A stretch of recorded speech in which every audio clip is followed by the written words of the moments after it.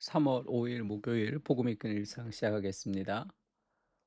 여호와를 경외하는 것 계속되고 있고 오늘은 성경 구절이 좀 바뀌었죠. 잠언 19장 23절입니다. 여호와를 경외하는 것은 사람으로 생명에 이르게 하는 것이라.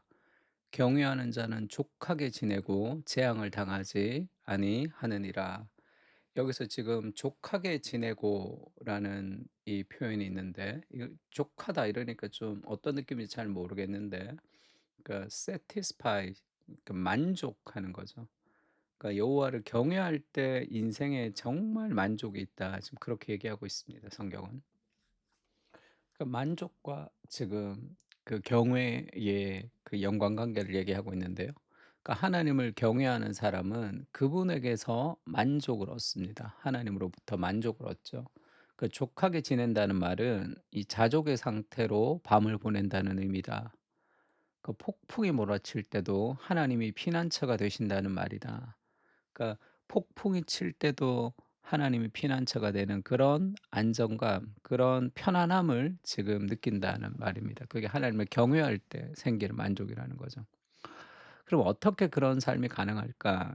팀 켈러의 이 잠언을 보고 있는 분도 있을 것 같은데, 그 재앙을 당하지 않는 삶이 어떻게 가능할까? 이렇게 번역을 했는데, How is it possible to live life untouched by trouble? 이렇게 얘기하니까 재앙을 당하지 않는 삶이 어떻게 가능할까가 아니라 untouched by trouble 하면 트러블 속에서, 그런 어려움 속에서도 영향을 받지 않는 삶이 어떻게 가능할까 이렇게 해야 되겠죠. 그러니까 재앙을 당하지 않는 게 아니죠.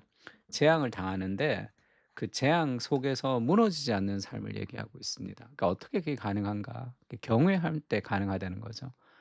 이 말은 재앙이 없다는 뜻이 아니라, 그러니까 그 말이 맞죠. 밑에 말도 재앙이 없다는 뜻이 아닙니다. 재앙을 당하지 않는다는 뜻이 아니고 어떤 재앙도 우리의 만족을 빼앗아 가지 못한다는 말입니다. 그러니까 이때 만족이라는 것은 어떤 감정적 평안이 아니에요. 감정적 평안이 아니고 재앙이 힘들지만 감정적으로도 무너질 때가 많지만 그것이 우리를, 그러니까 감정적 평안의 상태라기보다 어렵고 힘들고 감정이 막 무너질 때도 있지만 그 하나님의 사랑이 변하지 않는다는 그 하나님의 사랑을 붙들고 점점점 감정을 극복해 가는 과정이라고 말할 수 있습니다. 그러니까 재앙은 내 삶의 모든 것을 빼앗아 갈 수 있죠. 하나님은 빼앗아 갈 수 없습니다. 그래서 제가 그 얘기 한번 했죠. 그때 제가 이제 교회를 다니는데 그냥 어 이제 결혼할 사람을 따라서 이제 교회를 다니는 친구가 "목사님, 굳이 이 성경을 읽고 신앙생활을 해야 될 필요가 있습니까? 지금까지 내 삶은 행복했습니다. 그냥 직장 다니고 또 살아오면서. 근데 또 굳이 교회를 다녀야 되겠습니까?" 이런 질문을 제가 한번 받았는데, 어 그 행복이라는 것은 어떤 내 나의 환경과 내가 만들어 놓았던 그런 그 외부적인 것 빼앗기면 사라지는 행복이죠. 그럼 건강을 잃어버리거나, 그다음에 결혼을 했는데 내가 생각하지 못한 일들이 막 생기거나, 그러니까 가정의 관계가 깨어지거나, 어떤 병이 생기거나, 그다음에 직장에서 뭔가 문제가 생기거나, 그러면 그 행복은 다 산산조각 깨어져 버리는 행복들입니다. 그러니까 재앙은 우리의 삶의 모든 것을 빼앗아 갈 수 있지만 하나님은 빼앗아 갈 수 없죠. 그래서 하나님을 내 인생의 가장 큰 안전 그리고 보호, 소망으로 삼는 사람은 그 재앙에서 무너지지 않습니다.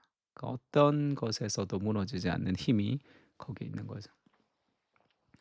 또 하나님은 재앙 속에서 우리에게 하나님을 의지하는, 재앙 가운데서만 배울 수 있는 영적 기술들을 가르쳐 주신다. 그 재앙 속에서, 우리가 어려움 속에서만 배울 수 있는 그런 영적인 기술들이 있죠. 인내가 우리 가운데 있으려면 정말 기도하지만 이루어지지 않는 그런 일들이 길어져야 되는 거죠. 근데 그것을 견딜 수가 잘 없습니다. 견디기가 어렵죠. 왜냐하면 굉장히 급한 사회를 살아가죠.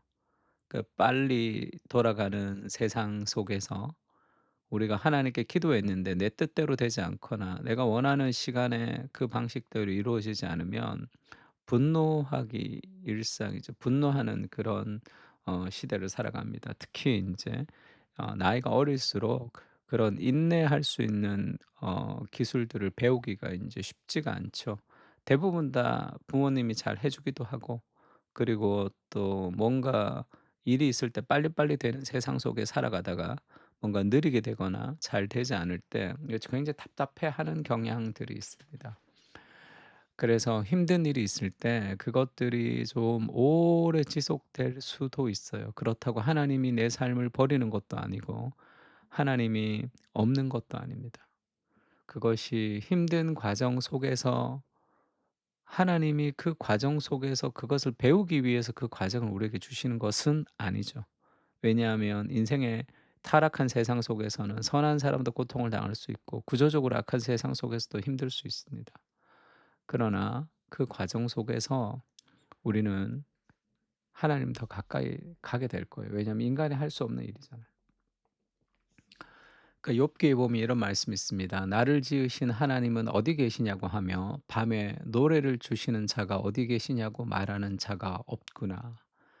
하나님은 인생의 캄캄한 밤중에 우리에게 노래를 주시는 분이죠. 그 인생의 밤에만 부를 수 있는 노래가 있습니다. 그 인생에는 그 노래를 배우는 거예요. 인생의 어두운 밤에는 하나님이 주시는 노래를 배우는 과정입니다. 그 노래를 부르면서 그 인생의 밤이 지나게 되는 것이고, 그러면 저녁에는 울음이 기숙할지라도 아침에는 기쁨이 오리로다. 그 새벽이 오게 된단 말이에요. 고난과 어려움은 이 땅의 위로와 만족을 빼앗아 갑니다. 그러나 그 고난은 우리를 떠밀어서 기도와 말씀 묵상을 하도록 하고, 그것을 통해 우리는 하나님만이 줄 수 있는 빼앗기지 않는 특별한 위로를 공급받는다. 무한도전을 굉장히 좋아하는 사람이 있었는데, 그래서 그때 무한도전이 막 그 재방송 막 계속 나올 때 그 케이블 TV 같은 데서 그걸 봤는데, 정말 인생에서 여러 가지 가정의 어려움이 닥치니까 그거 봐도 하나도 기쁘지가 않더라는 거예요. 왜 삶에 내 삶에 어떤 위로가 되지 않아요. 시험에 떨어졌다든지 뭐 직장에서 여러 가지 뭐 어려움이 있었다든지 어떤 사기를 당했다든지 그런 집안에 어떤 내가 병이 걸렸다든지, 그럼 그거 틀어 놓고 깔깔깔 웃을 수가 없잖아요. 인생이라는 것은 그런 웃음이 우리를 위로를 줄 수 있는 것이 아닙니다. 뭐 맛있는 음식 먹고 그 정도가 우리의 삶에 위로를 줄 수 있는 것이 아니에요. 하나님만이 주실 수 있는 그 어떤 환경도 빼앗아 갈 수 없는 그 끊을 수 없는 사랑, 그 위로를 공급받는 거죠. 그 경험하는 겁니다. 이는 오랜 과정이며 여러 부분에서 고통스러울 수 있습니다, 그것을 배워가는 과정은. 그러나 그 열매는 영적으로 평정심을 가지게 해 주고 그것을 몰아낼 재앙은 어떤 것도 없다. 이건 오랜 과정이죠. 오랜 과정. 그래 그 속에서 우리가 하나님의 사랑을 체험해야 되는 거죠. 경험. 하나님 나를 사랑하셔. 하나님 나를 사랑하셔. 그걸 막 기억한다고 되는 것이 아니라 그 하나님의 말씀을 묵상하면서 '정말 나를 사랑하시는구나.'라는 인격적인 인카운터, 그게 좀 필요합니다. 그 경험, 그 기도가 좀 필요해요. 기도의 훈련이 잘 되지 않으면 그런 인격적인 관계성 안에서의 사랑을 누리지를 못하는 경우가 많습니다. 그것을 막 우리가 "믿습니다, 믿습니다." 이렇게 되는 것이 아니라 그게 스며들어야 되죠, 인격적 사랑이. 하나님의 말씀을 늘 묵상하고 기도하십시오. "당신의 삶에서 힘들었던 지난 날을 떠올려 보라. 이를 통해 하나님과 더 친밀해지지 않았는가." 인생의 모든 고난은 다 주님의 손 안에 있습니다. 그 고난이 우리를 하나님으로부터 멀어지게 하는 것이 아니라 하나님의 마음 더 깊은 곳으로 우리를 인도할 때도 있죠. 예수님이 그렇게 얘기합니다. "수고하고 무거운 짐진 자들아 다 내게로 오라. 내가 너희를 쉬게 하리라." 참된 쉼이 그리스도 안에 있는 거죠. "나는 마음이 온유하고 겸손하니 나의 멍에를 메고 내게 배우라. 그리하면 너희 마음이 쉼을 얻으리니." 예수님의 멍에를 함께 메고 그리고 예수님께 배워야 됩니다. 감정적 평안이 아니죠. 감정적으로 흔들리지만 흔들리는 감정의 한가운데서 하나님의 말씀을 붙들고 감정이 점점 회복되는 과정이라고 할 수 있습니다. 안식의 하나님, 하나님 안에서 쉴 때까지 우리의 영혼은 진정으로 쉴 수 없습니다. 이 어거스틴의 고백이죠. 그 만족, 그 쉼, 그 품을 더 깊이 경험하게 해 주십시오. 신앙이 추상적인 명제가 아니라 살아서 역사하시는 경험이 되게 하시고, 폭풍 치는 바다의 한가운데서도 영혼의 닻을 내릴 수 있도록 인도해 주시옵소서. 하나님을 가장 사랑할 때 더 이상 두려움은 없습니다. 아멘. 정말 이 경험을 우리가 할 수 있도록 주님 도와주십시오. 그렇게 두 가지 기도 제목 가지고 기도했으면 좋겠습니다. 첫 번째는 평안한 삶을 추구했던 내 삶의 마음을 회개합니다.